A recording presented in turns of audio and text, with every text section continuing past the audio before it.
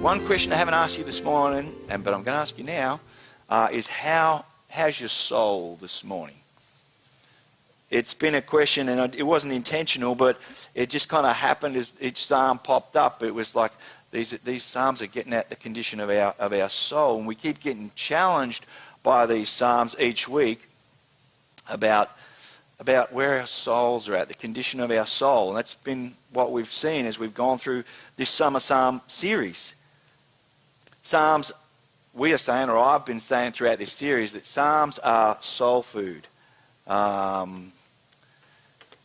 they are given to us so that we can see how people like other people other than us, people like who wrote these psalms, people like King David, like Moses who wrote a psalm, Solomon. There's a worship crew called the Sons of Korah. Their dad was a little shady, but the boys kind of stuck fat and they hung in there with their faith. And there's another worship leader called Asaph, and how them and others recorded the condition of their souls, reordered the condition of their souls by bringing what they knew about God into what they were encountering in life, so that they could live consistently, so that they could live courageously and cheerfully, because Baptist preachers like things in, all starting with the same letter. Have their faith in God and his promises renewed in these things when life itself challenged that relationship. The soul, we've saying, we looked at it and we said it's kind of like this integrated life center of the human being. It animates, it's an animated mechanism of the various parts of who we are, our mind, our body, our will. We see that kind of collating and interpreting and enlivening everything that goes on the self. As we use this word soul, there's that kind of picture in there. And as I said, there's a mate of mine over in the States, Matt Smallbone, said that language around the soul, when we're trying to describe it, it pushes it to the edge of language. But one thing we know is that the soul seems to be the center of all that animates what it is to be created in the image of God.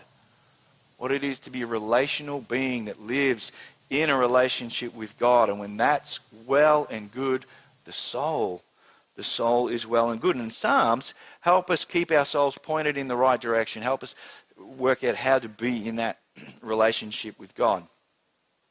There's no one on planet Earth, I don't think, whose soul doesn't go into chatter mode as it tries to interpret and collate and respond to the world around us. We talk to ourselves a lot. We're probably the most sort of influential voice in our lives than anything else around. How we talk to ourselves, very, very important. And this is particularly true of when trouble starts to disorder our lives, when the power of sin sort of sneaks in and seeks to drag the soul away from this vital relationship with God. And what the psalmist does is they invite God into that chatter, which is what prayer basically is. But the invitation is not one of potluck. It's not one of speculation. It's not sort of some unknown invitation. The invitation of God into this chatter is based on their known experience and encounter of God that flows out of God's objective revelation and acts. As faith that we say that reconstructs our soul is based in facts, and that God, who has made himself known through his word and his actions, has also made himself known in the heart of the psalmist. And it's this that the psalmist draws on to reorder the chatter of their heart. It's not just made up stuff and they're hoping it's true. It's based in objective reality. God has revealed himself through his word. He's revealed himself through great acts. And then he's come in and he's revealed himself personally, the God of this word and the God of these acts, into the heart of the psalmist. Well, this particular psalm is believed to have been written by David during, or possibly about, maybe he was reflecting back, or maybe wrote it in the experience of his time in the wilderness of Judah, or Judea. Most likely during a time when his son Absalom was rebelling against him. It possibly could have been when he was hiding from Saul, but most commentators think it's later in his life when Absalom went into rebellion. And you can read about that lovely experience in 2 Samuel sort of chapters 13 to 18. But basically, Absalom seeks to usurp his father, King David, due to David's failure to avenge, if you like, or at least act appropriately, as far as Absalom's concerned, to when his sister Tamar her honor was violated after being raped by another one of David's sons, a stepbrother, a half-brother to Absalom called Amnon. Pretty messed up family that David's got. Now, Absalom spends 4 years. Like, that's a long time for hatred to stir and brew, where Absalom secretly and manipulatively gains the support of the people of Israel to kind of seek to overthrow, even kill his father David and take the crown from him. That's his plan. That's some serious family vendettas. It's a whole story, is a case study of family dysfunctionality, systems of trauma and all generational damage of regret and grief, and on it goes. The Bible doesn't kind of paint over just the messiness of human life. It dives straight in there. Well, David gets wind of the conspiracy that Absalom is going to come and try and take him, and he flees into the wilderness of Judea. And it's in this distress and kind of desolate environment that's where Psalm 63 is composed. That's what it's born out of. And David, in this psalm, gives us some prayer levers to grab hold of, a bit of a framework, if you like, and some anchors for our own souls when we find ourselves in similar situations, distressed by our environment, or we feel like God's presence is a long way off, like we feel like we've ended up in some kind of a spiritual wilderness. The psalm also holds in it a contrast of approach by those who have experienced God's great acts of self-disclosure, and their lives have been redeemed, and their lives have been shaped and transformed by God, and they have, as we saw, they've tasted and they've seen, they've got this lived experience and encounter that the Lord is good, and that's kind of what verse 2 is all about. So they are not thirsting for something unknown, some unknown reality or undefined thing. And they are held in contrast with those whose lives are organized in rebellion against God and his people. Rather than seeking God and encountering God, they will go down to the depths of the earth. It's quite graphic. And they might seem like they hold the seat of power beyond the right side of history, if people like to say these days. But they are not to be emulated. They are not to be esteemed or followed. They are to be lamented. The pride of their position, the power, and their rebellion against God is graphically depicted as concluding in total destruction, ending in nothing more than food for kind of canine scavengers. You couldn't paint a more dehumanizing picture. But that's what sin and rejection of God does. It dehumanizes people. Whereas faith in God rebuilds, restores the soul. This picture is built for impact. You are supposed to be impacted by this contrast. We move on and the psalm gets going. And David himself wasn't born with this deep dependency of faith. He didn't just pop out of the womb and went, yeah, how awesome, God and I are great friends. If you read through Psalm 51, you get this picture that David understands that he was conceived in sin, that he was sinful from birth, that he needed God to come and intervene in his life, to interrupt him and to bring him, reveal himself to him. But once God has made himself personally known to David, it's like the favorite settings on the GPS of David's heart is then set on God for the remainder of his life. It's one of the reasons why David is called a man after God's own heart. And that little obituary, that little epitaph or whatever you call it, about David, it's got nothing at all to do with David's goodness or greatness and everything to do with his dependency on God. So that when he is lost, when he finds himself buried in sin, when he finds himself in life-threatening situations or places of isolation and destitution, depicted here in this psalm as a dry and weary land where there's no water, David just presses return home. And return home and seek the life-giving presence of God. When the chatter of David's soul is dealing with discouragement, David just plugs it in to the source of refuge and security and enriching that he knows exists in God. For David to be able to call upon the living God, the maker of, creator of all things, this great transcendent God, for him to be able to call that God his God and personalize it, individual relationship that he has, is what enabled him to live with faith, to live with a contrite faith, a faith that could come forward and admit sin, to live with a courageous faith, a faith that lived and went on with the encouragement of God. That's what enables David to transform the experience of wilderness into an opportunity of worship. He reorientates his heart with this picture of God.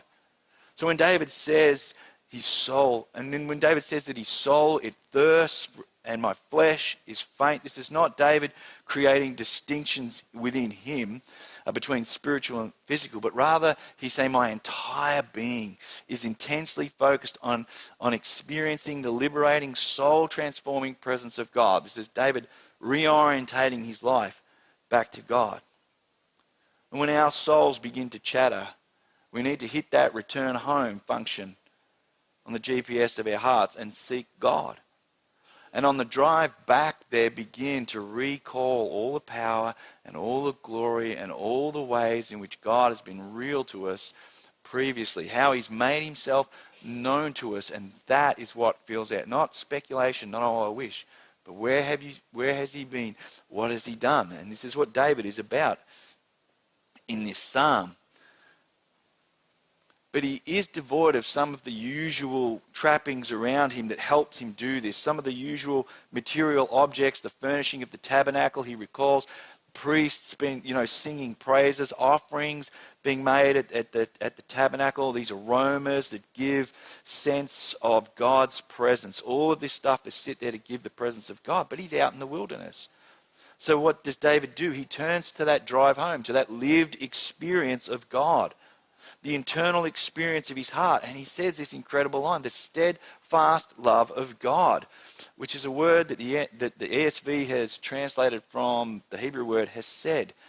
And the hesed of God is something that David says you just cannot live without this component in your life. This word hesed turns up a lot in the Bible, gets translated different ways in the Old Testament, but it's trying to capture something. Steadfast love is a pretty good translation, but it's trying to capture the loyalty, the trustworthiness, the faithfulness, the mercy, the fact that God is hard to provoke and quick to forgive, compassionate, justice. This is a God who is abounding in grace, but will not leave sin unpunished. It captures the motives of God's fierce loyalty to his covenant and his relationship with people, and to kind of try and wind it all up in this word hesed, and we've got this translation, the steadfast love, but it's this massive spectrum of how God is toward David in his life. If you want a Bible verse that really gets hold of it, it's Exodus 34, 6-7, and there's another one in Lamentations 3, 21-23.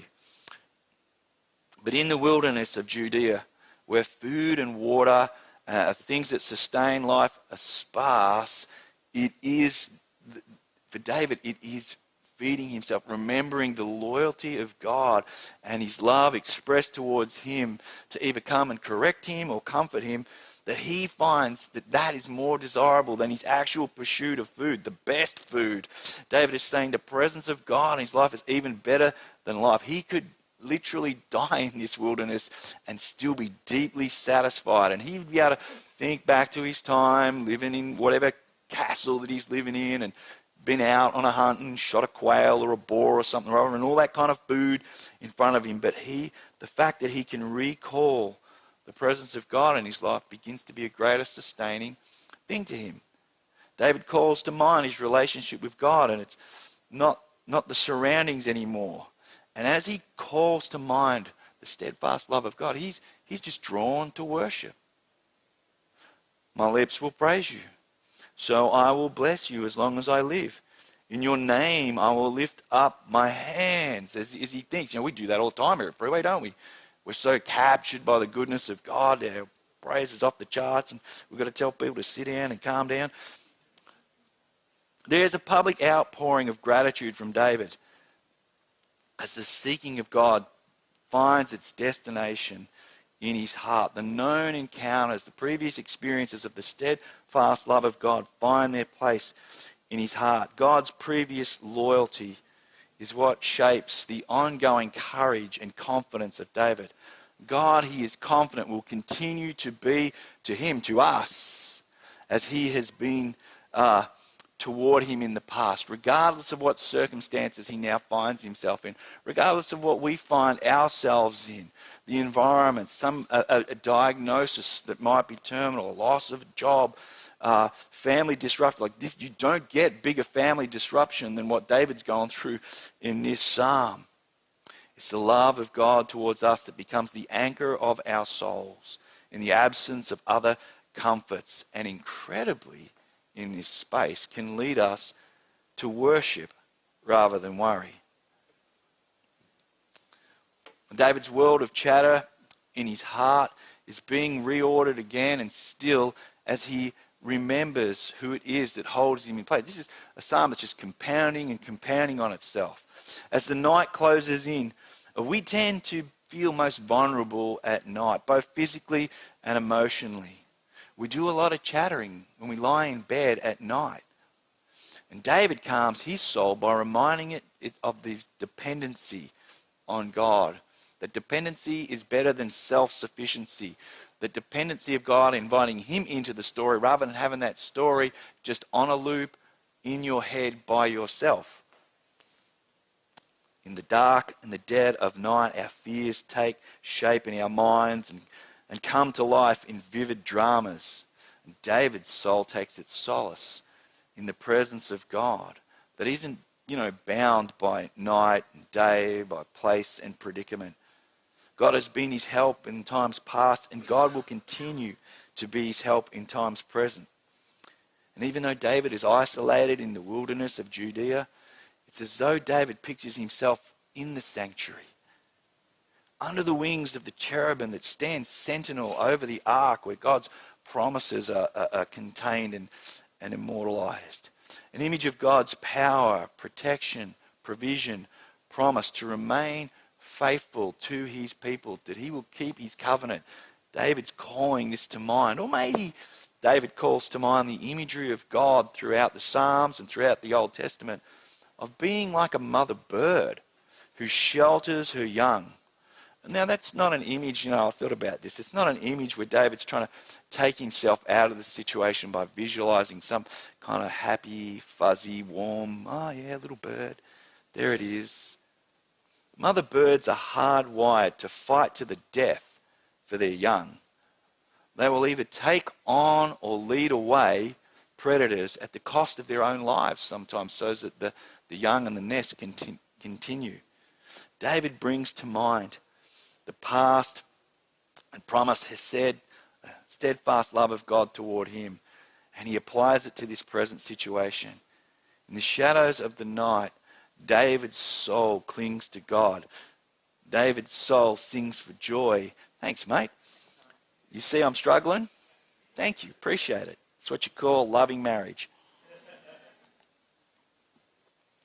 David's soul sings for joy in the greater shadow, the greater reality of the wings of God. And David feels the presence of God, God's presence, and it holds him in place. And he uses this description of the right arm of God. It's like the right arm of God is the arm of strength, the arm of the warrior. And it comes and it holds him in place and it vanquishes enemies. And David is telling us that dependency on God is not a weakness, but rather a place of strength and an anchor for our souls. Although David finds himself in perhaps one of the worst imaginable situations, like this would rip me apart, I reckon. His life and future threatened by his own son. But perhaps even more devastating for David is not only that his son's not only at odds with him, but his son is at odds with God. His son is living in rebellion toward the living God. whose end, people who live in that way, we see in verses 9 and 10, they point out, is ruin. Should they not themselves kind of turn and at some point cling to the steadfast love of God? This is be pain in the heart of David. David turns his soul back to God. He does not dwell on the fate of others or how they choose to act towards him, but he chooses to seek God, be grateful for God, depend on God, and have his inward and his outward appearance, if you like, become one of rejoicing in God and not discouragement and anxiety. In the hardest of all of David's decisions here, this is it for us to emulate, is to be able to express joy even when we ourselves are facing unimaginable trauma. But this is not something that we are asked to manufacture ourselves. It's not some kind of white-knuckled self-determination. This comes about by thirsting for God, by pursuing and seeking God once he has sought us out. It comes from being grateful toward God for all that he has been to us, his steadfast love. It comes from being dependent on God. It comes from setting the GPS of our heart back toward God when we find ourselves lost and alone, if you like, in wildernesses, buried in sin. When we do find ourselves in those wilderness experiences, when the chatter of our souls feels the dread of the night and the uncertainty that brings that in, filling them with the content and the character of God extraordinarily produces joy in the soul. That joy is not dismissive of our environments and circumstances, but it's based in the fact that the steadfast love of God moves toward us with relentless power, unyielding promise. And it's something that for the believer, for those that are reconciled to God, is just this better than life experience. This morning, as we bring our Summer Psalms series to an end, we're going to stop and spend some time, as we do the first Sunday of every month, resetting the GPSs of our own heart around this meal that Jesus embedded into the rhythm of the life of the church of Christians. Perhaps this morning, bringing all the chatter of our lives, all the struggles, our fight with sin, and even the deep, better than life satisfaction that we have in Jesus. That all comes around his table. And as we do, we can use the framework of this psalm, beginning with God. And the only reason that we can seek him is because he has first sought us in his Son Jesus. Because of Jesus, we have been reconciled to God and we no longer live in rebellion to him. This meal is for the reconciled. You don't approach these emblems that represent the redeeming of the soul from sin and the deep satisfaction and joy that Jesus achieves for us, by dying in our place for our sin. You don't come and approach them and take part in them. The GPS of your heart isn't set on Jesus. This is a table for the redeemed. You have to know Jesus like the mother bird who would give her life for her children. And it's out of that exchange that we can express appropriate gratitude. Like that's an encounter. That's a life-changing, life-altering encounter out of which deep gratitude comes. Here is where we turn the chatter of our hearts to gratitude. Here is where we find strength in our dependency in Jesus to be better than life itself. And here is where we express profound joy in God. So this morning, as we're taking care of our souls by bringing them back toward God, take some time to have the chatter of your heart spread out before God and then just address what's going on. And come and take a bit of bread that reminds us of the suffering that Jesus endured on our behalf, and take the cup that reminds us of the wrath of God towards sin that Jesus endured on our behalf.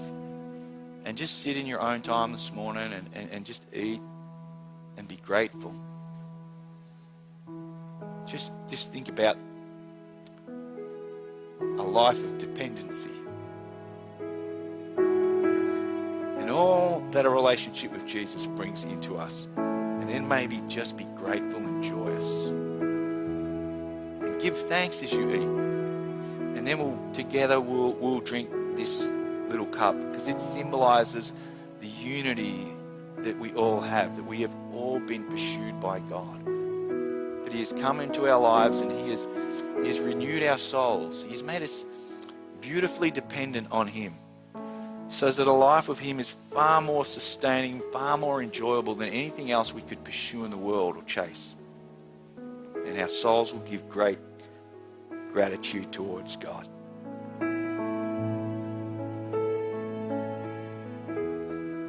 In the person of Jesus, God pursued rebels. Came into their story, came into human history, that we might see the love of God expressed through the man Jesus. The extent of that love is seen in Him restoring the brokenness of humanity through things like miracles and healings and that. And we get to see God's love for humanity as He comes and He undoes what sin has done, breaking people and wounding people. And we see in Jesus this incredible power to restore humanity. But still, the base component of sin and distance between God exists. And so we see Jesus move to the cross, where the love of God is fully expressed, where He would die for our sin.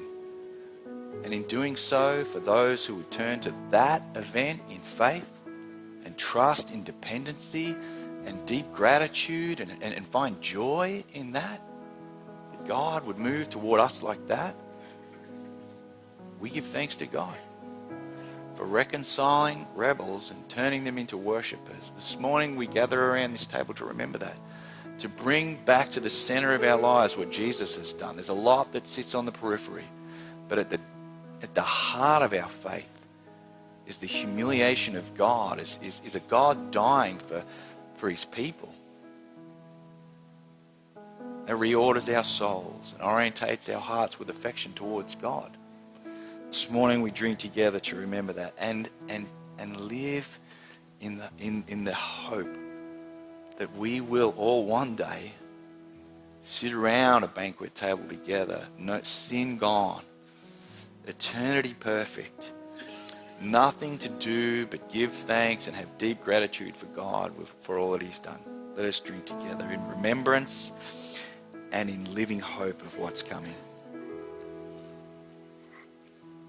Loving God, we thank You for Your steadfast love towards us that has been captured in this psalm by David, and he recalls the ways that You are to him. David could have not dreamt, really, or maybe he did, of how You would move towards us in a person of Jesus and become the steadfast love toward humanity. This morning we give thanks for that. We pray that our lives would be more and more reordered by that reality, that we would spend more time like the psalmist, just thinking on Your goodness and Your greatness towards us. That even in the worst spaces of life, we would sing praise. Our souls would rejoice in a good God. And give You thanks for that this morning. Amen.